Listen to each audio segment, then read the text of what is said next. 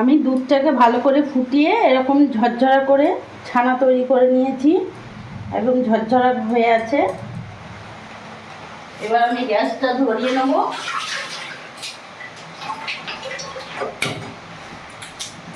কড়াইটা গরম হয়ে যায়।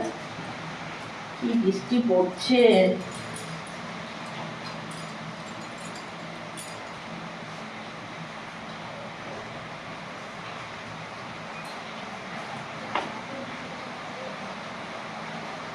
রিফাইন অয়েল দিয়ে দেবো।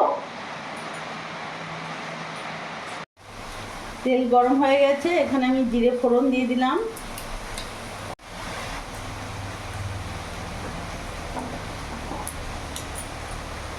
ফোড়নটা ভাজা হয়ে গেছে, এর মধ্যে পেঁয়াজ কুচি একটা দিয়ে দিলাম।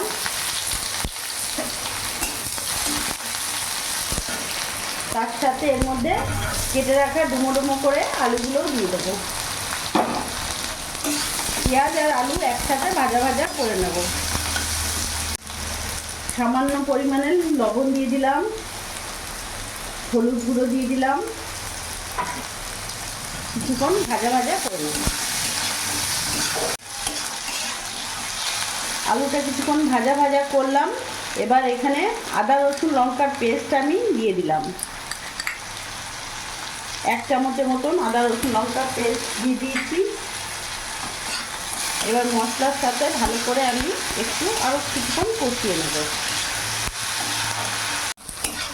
মশলা কিছুক্ষণ ধরে কষিয়ে নিয়েছি, কোনো রকম কাঁচা ভাব আর কাঁচা গন্ধ নেই। এরই মধ্যে এখন আমি জিরে গুঁড়ো দিয়ে দেবো, সামান্য একটু হলুদ আর সামান্য লবণ দিয়ে দিলাম।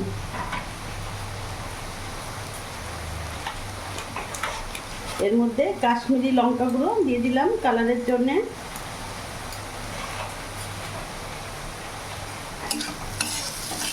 ভালো করে নাড়াচাড়া করে মিশিয়ে নিয়েছি।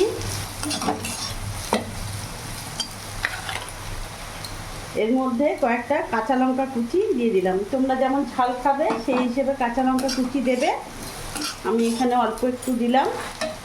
আর এখানে যে ছানাটা আমি করে রেখেছি ওই ছানাটা পুরোটা দিয়ে দেবো।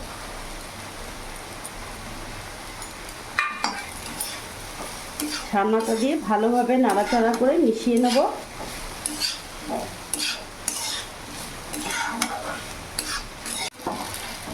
এর মধ্যে কেটে রাখা ক্যাপসিকাম দিয়ে দিলাম।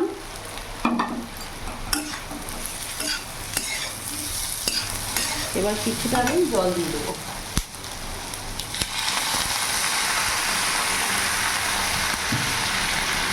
এটা বেশ মাখো মাখো হবে, ঝোল হবে না।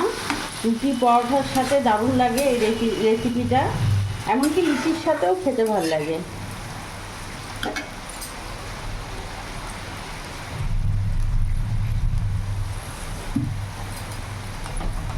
কিছুক্ষণ ফুটতে দেবো।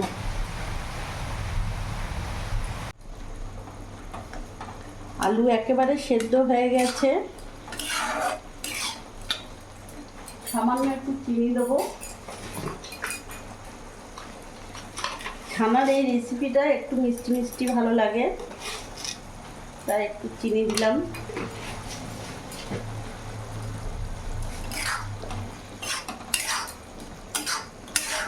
কারেন্ট চলে গেল। দেখতে পাচ্ছ আলু একেবারে ভালোভাবে সেদ্ধ হয়ে গেছে আর বেশ এরকম গা মাখো মাখো হবে। এবার গ্যাস অফ করে দেবো।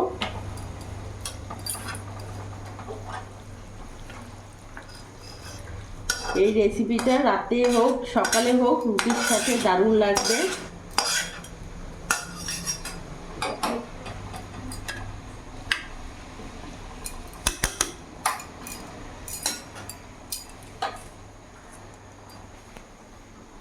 তো বন্ধুরা, আজকে ছানার এই রেসিপিটা আমি করলাম। তোমরা একবার হলেও করে দেখো, সত্যি খুব ভালো লাগবে।